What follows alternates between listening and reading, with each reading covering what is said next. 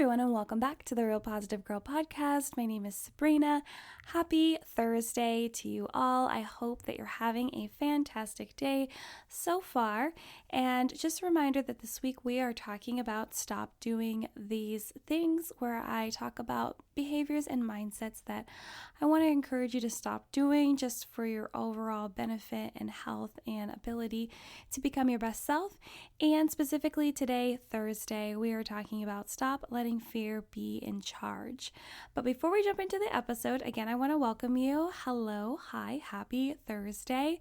Thursdays are my favorite days. If you're new around here, you're just so close to the weekend, yet you have just enough time to get caught up on work and any other things you need to do so you can fully enjoy your weekend.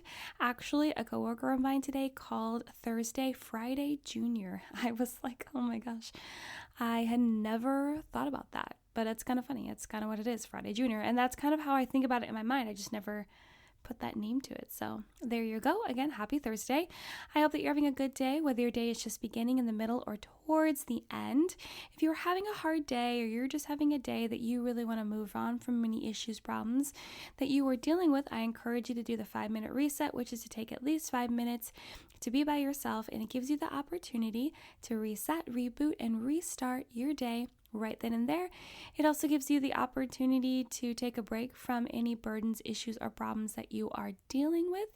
But again, you don't have to necessarily be having a bad day to do this. If you literally just want to draw a line in the sand and leave whatever happened in the first part of the day behind you, and then, move forward with the second part of the day, feeling good, feeling positive, feeling like you're going to just crush the rest, then that is an opportunity for you to do that too for the 5-minute reset. It also gives you the opportunity to problem solve any issues or problems that you're having, so you're able to also walk away with a resolution and hopefully be able to solve the problem and move on with your life. I always encourage everyone to make a list of at least 4 things that you are grateful for as well.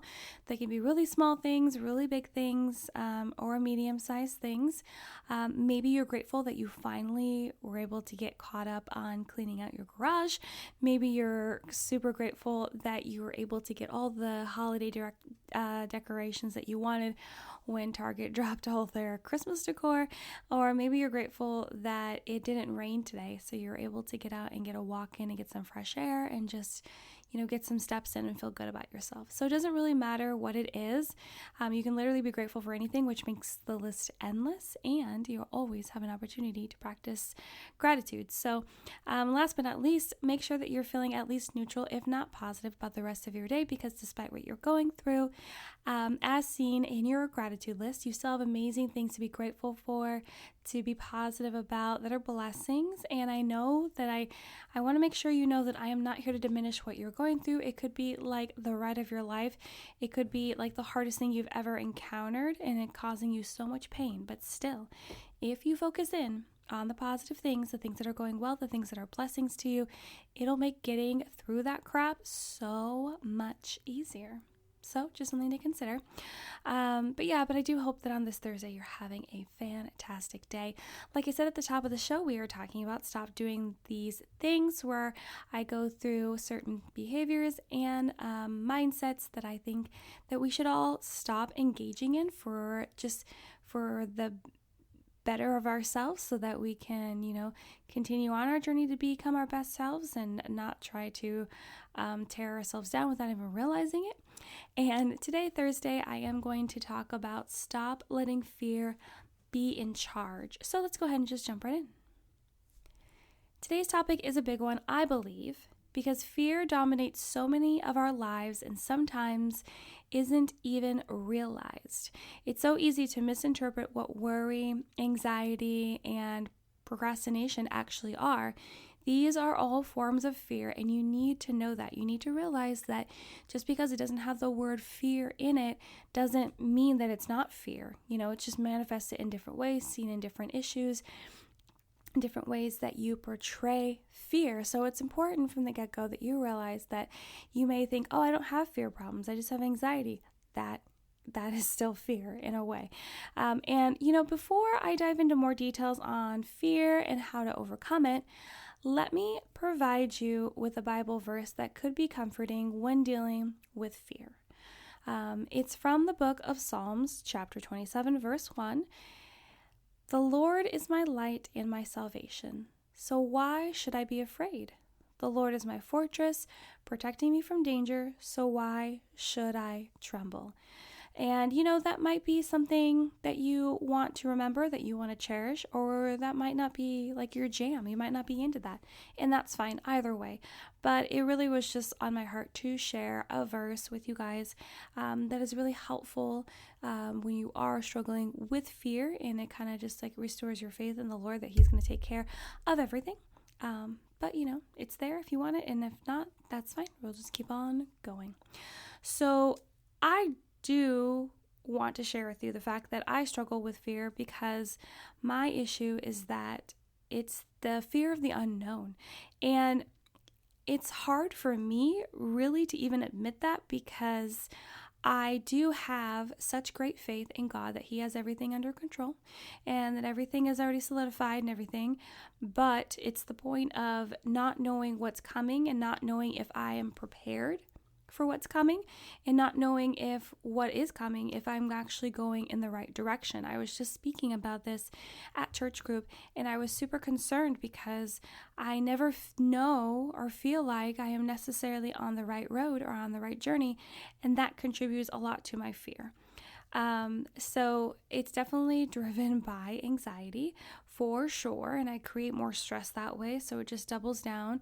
And I do procrastinate. Like I literally hit all the boxes that I talked about, and it's definitely manifested in other ways too that I didn't list in my little list I did a couple minutes ago. But yeah, it can manifest so many ways, and that's how it manifests for me. And I just want you to know that I do struggle with a lot of these things that I talk about. I don't want you to think that I'm sitting here high and mighty like, oh my gosh, you guys are struggling so hard, but I am like the best. No, that is not true at all whatsoever. I am struggling as well. But that's the way I'm struggling, via anxiety and scared and worried about what the future holds. So, let's briefly chat about why we have fear. The primary reason for fear is to assist in survival, of course. And survival can be something dating back to centuries ago, using fear to literally keep you alive, like in times where, things weren't built up as much as they are now. There was a fear of animals and of, attacks and things like that, where the shelter wasn't readily available and, it was kind of hunter-gatherer kind of situation, all the way to now with fear assisting in you keeping relationships together, keeping your job, not getting hurt by someone else, or coming up with made-up thoughts to comfort you with your fear of the future and general uncertainties. So that's definitely the range there. Now, most of these things sound fine, right? Except for the last one, because fear can stem from actual real-life threats, things that actually have happened to you or are about to happen to you, that, fear is a natural response to those things, of course. But it can also come from imagined and unrealistic things seen as threats. We just come up with these irrational thoughts in our mind, and it creates that fear, just like fear of the unknown, fear of the uncertainty of the future, or the anxiety that there is fear of being judged. There is fear of being rejected. There is fear of not knowing how to move forward. And there are so many different paths you can go on with fear.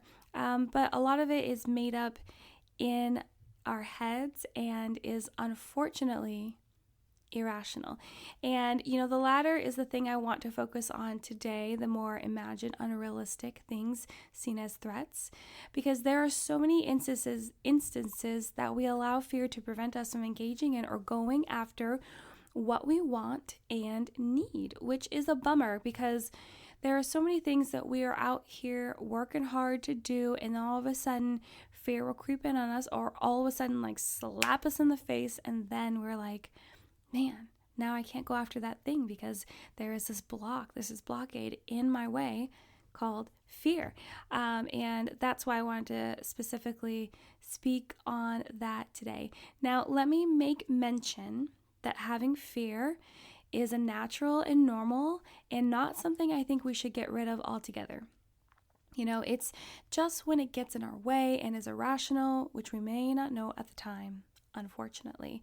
But yeah, it's important to know that a lot of fear that we might have in our life is normal, because you honestly, like, something will come and scare you, or there'll be a situation that's happening that does put fear in you. If you feel like you're about to lose someone or lose something and it's actually a real threat in your life, that's fine. And fear is healthy, and it will drive certain reactions that are helpful in the situation, or whether that is to shut yourself down or to reach out and help someone, so I want you to know that it's normal. That's the part that I'm getting at. But when you're dealing with the fact of fear coming from irrational feelings, that is not, it's normal, but it's not the best. It's not accepted, and it's not something that you want to make as a normal thing in your life. And you could be keeping yourself in your own self-made prison, made of fear, because you allow it to keep you from things. Do you really want that? And when I sit and think about that I am creating my own self-made prison made out of fear, because I am allowing it to keep me and prevent me from stepping out and doing things that I truly want to do. It's just sad, right? It's just sad. It's disappointing. It makes living life so much harder and so much difficult to comprehend and enjoy fully, right? Which is silly, because you're the one preventing yourself from going forward. So no one else is in your way. But I don't know, it feels like a paradox, because like you're the one preventing yourself, but then you're frustrated because this thing is in your way, yet you created it, but you don't know how to get rid of it.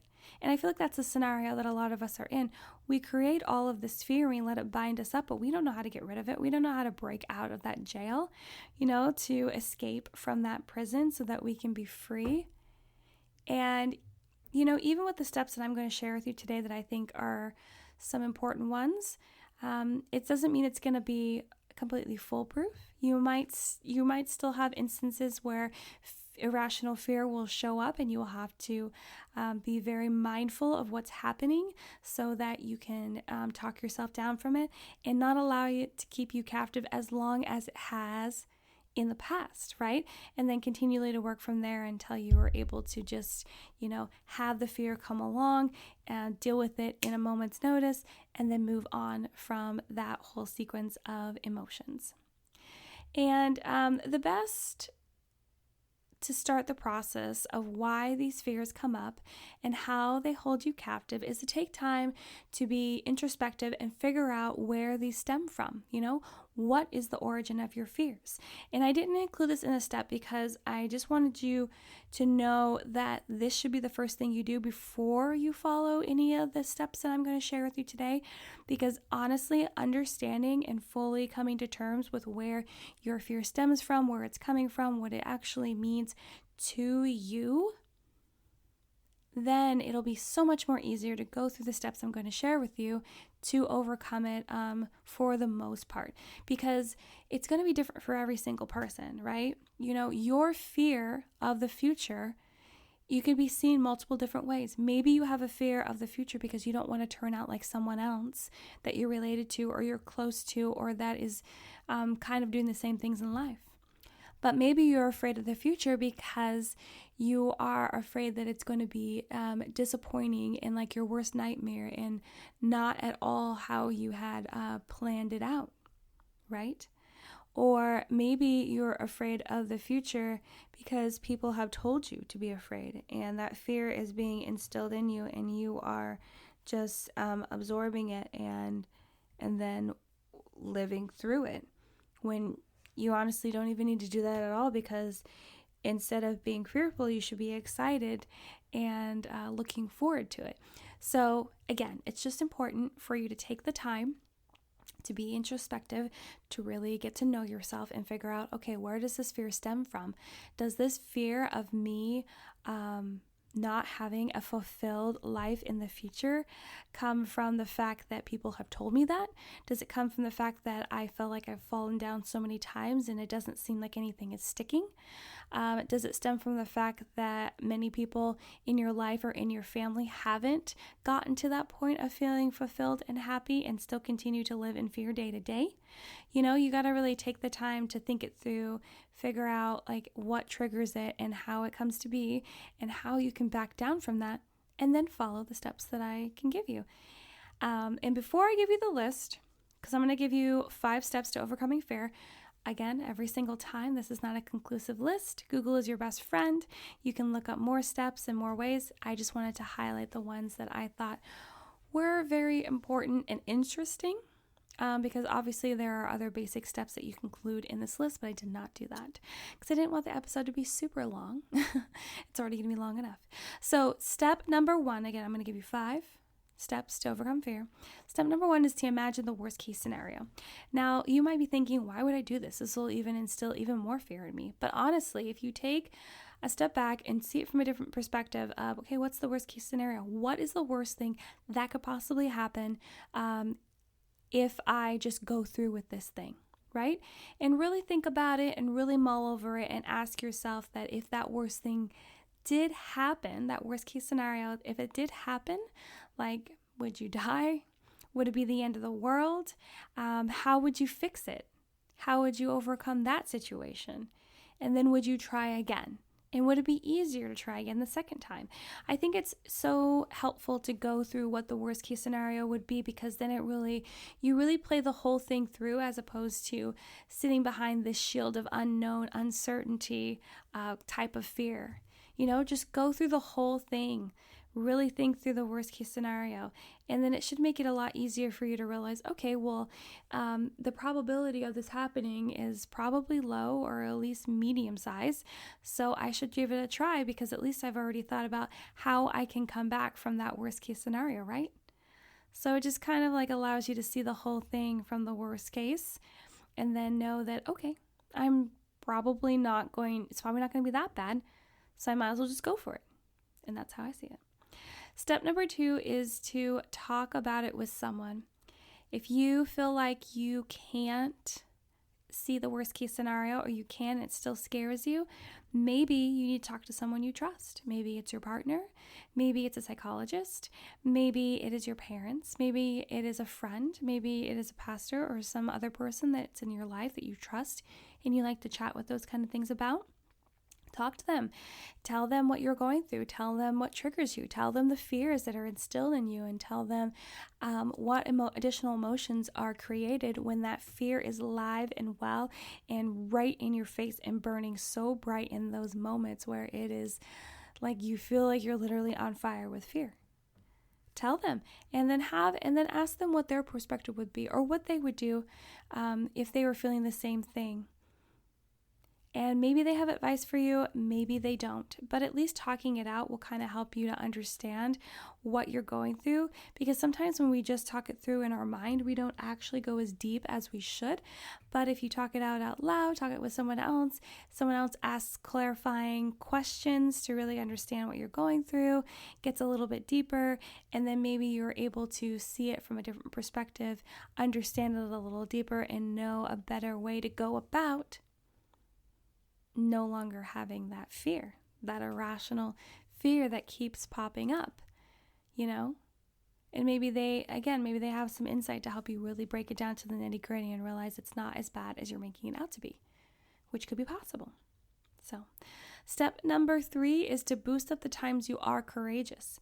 So let's say that you always have fear around certain things, which is typical, but to overcome fear, spend more time reflecting back on the times where you weren't fearful, where you were courageous. Well, almost butchered that. When you were courageous, when you were strong, when you fought through fear, when you just continued on to work on those dreams and goals, and you persevered and you didn't let anything get in your way.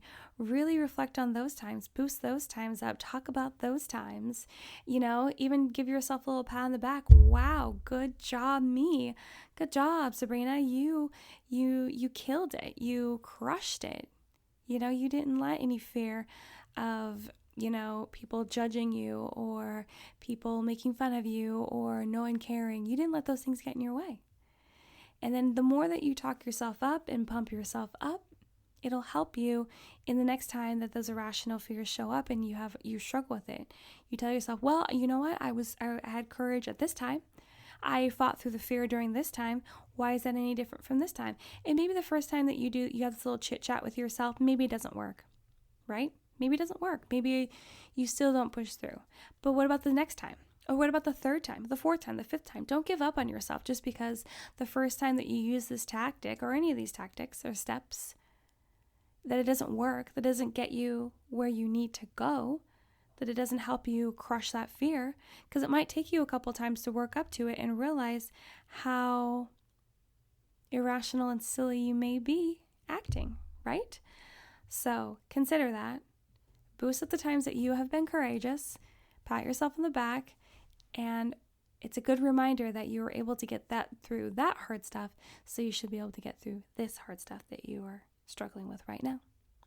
Step number 4 is to learn more about the thing you fear to ease your fears. So, for example, if you are fearing asking your boss for a raise, maybe that's your issue. Take some time to get online, get on Google, go to the library, talk to someone that you trust, and maybe ask them about different ways that you could go about that. Maybe you read an article or two or a book on how to ask your boss for a raise, the best way to go about it, how to set yourself up for success in that kind of thing, so that you present yourself in a positive light and that there are no questions that they want to give you a raise. How to negotiate, how to talk to them, how to convince them that you deserve a raise. Do the work, gather the knowledge, and it'll kind of break it down a little bit as you go along. So if you have the fear of asking your boss for a raise, but then you read all of this encouraging, motivating stuff on how to just go for it and ask for a certain number and negotiate it and get it all together, it'll just seem so easy.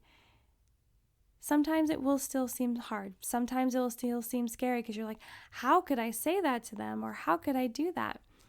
But maybe you take some time to figure out the best way to do it. Maybe you role play it with someone and you practice a couple times and then you go for it, because then you're better equipped, right? You have taken the time to really understand and get more knowledge about the fear that you have to kind of break it down a little bit so it's not so tough, not such a big blockade, It's not this big wall that you have to jump over. It's more medium or small or non-existent anymore, right? Let's say that, you're going on vacation. I'll use a personal example. You're going on vacation and you're going to Hawaii, where you're going to be spending time in the water, in the ocean, but you have a biggest fear of drowning. Well, what I did was I decided as an adult, because I grew up in Alaska, and that's not the excuse, but it's a big reason why I didn't know how to swim, because I just didn't swim, But as an adult, I took swim lessons because I needed to know that I had a fear of drowning, and I was like, you know what?